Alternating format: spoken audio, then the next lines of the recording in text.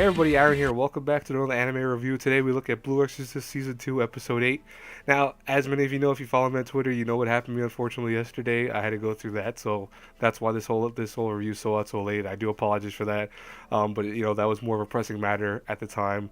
I'm okay. I'm everything. Everything's okay at the time. If you want to know more about this, I'm not going to share it on this video. You can go to my Twitter and follow me there and figure out what happened yesterday.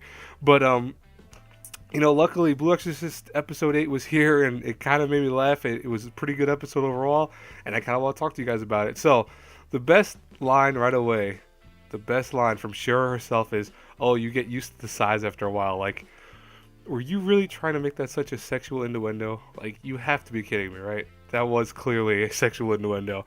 But once again, this episode is more so about setup. I think really this is once again another setup episode. We have Uchu-sama, which is apparently this weird fire-like being that the Exorcist decide to summon to kind of help out with the whole giant creature that's now the unborn, the unclean one, excuse me, and what's happening now though is that the exorcists couldn't really summon him because they don't have enough people, but what they were able to do is get his power a little bit, so that kind of makes them think that they're a little bit stronger. And what's interesting is that I think this thing's kind of weird looking to say the least, but apparently it boosts them up and empowers them. Meanwhile though, the gang finds Bond's father, who did actually survive last week. He didn't die. I was thinking that he might die, but of course the manga readers probably knew that, but I really did think he was gonna die.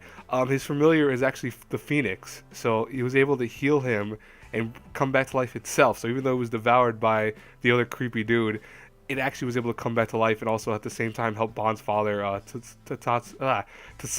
I couldn't say that name for a second. Bear with me, by the way, guys. I really have had no sleep the last couple of days, so I'm gonna be all over the place with this. But he helped him out and kept him alive prior to their pact. But that because the secret is now known, the pact is kind of ended, and he's not able to do something which is more so create a barrier to stop the unborn one, or the unclean one, excuse me. I keep saying unborn for some reason.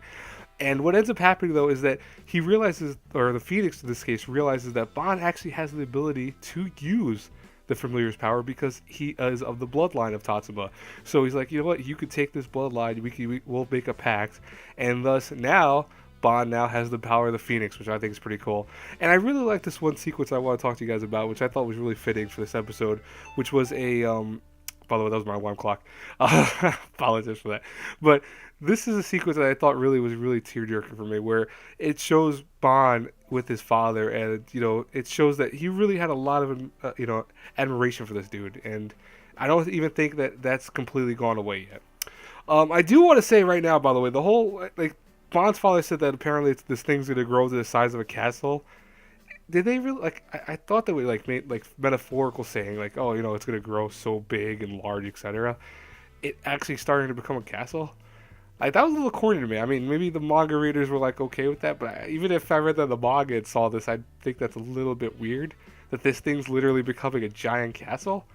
I mean, I guess I don't know any better, but it was a little weird to me. I just think that was a little bit too corny for my own taste. So I did have issues with that in the episode. But Yukio has to end up fighting against the creepy dude who ate the Phoenix power, and I think this whole sequence was kind of funny and really well animated. I'll say that right now. But Yukio getting his ass kicked is always kind of cool. I mean, I think a lot of people aren't fans of Yukio. I'm not really myself, to be honest with you. But he was getting his ass kicked by the creepy dude that now looks way younger. I did love this image because of the fact that he's just smiling, even though it's yeah, you're hurting me, but you're not doing that much damage to me. But overall, it was more so him just berating Yukio nonstop, telling him, you live under your father's, wills and stuff like that. You just more so were made to be an exorcist, and you were Rin was given choice, you were not, etc. So we're starting to we're starting to see what they started setting up in the first season, but really didn't kind of go in the right sense with the manga, of course, as many know. But we're starting to see that Rin is going to start, or more so Yukio in this case, is going to start becoming very, very, very jealous of Rin, I think, as time goes by. That's definitely going to be some issues, I think, later on, because we see that already happening. I mean, we've been seeing that for the whole series so far, but like I said, with the whole restart of the kind of season in itself, and to make sure that it was on track with the manga, you're seeing it now even more so.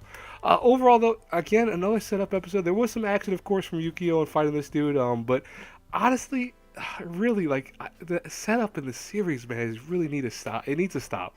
It really does. I mean, it's not that this episode was bad. I don't want to say it was bad by any means, but I think that the whole setup is still tiring, and it's getting more tiring that now we're going to be on episode 9, and it still seems like we're setting up for stuff. That means we're actually going to have like 4 or 3 episodes of actual stuff to actually do. And that annoys me in many ways, I'll be honest with you. I mean, like, Shonen stuff is known for doing setups. I get that. But in a show, like I said before, that has been gone for so long, and it has been really admired by a lot of people that it was coming back, and it's been well animated, it's been well executed in terms of voice acting, of course, having all the voice actors for the most part come back and all that. It's been done in the right way in that sense, and it's following and adhering to the manga stuff, but I feel like in itself, it's also taking so long to get all caught up. It's annoying, to be honest with you. But overall, I hope you guys enjoyed this review. Again, I'm so sorry I had this late. I will have, of course, coming out soon. Yujo Senki. I really, like I said, I have no sleep. I've been sleeping little to none.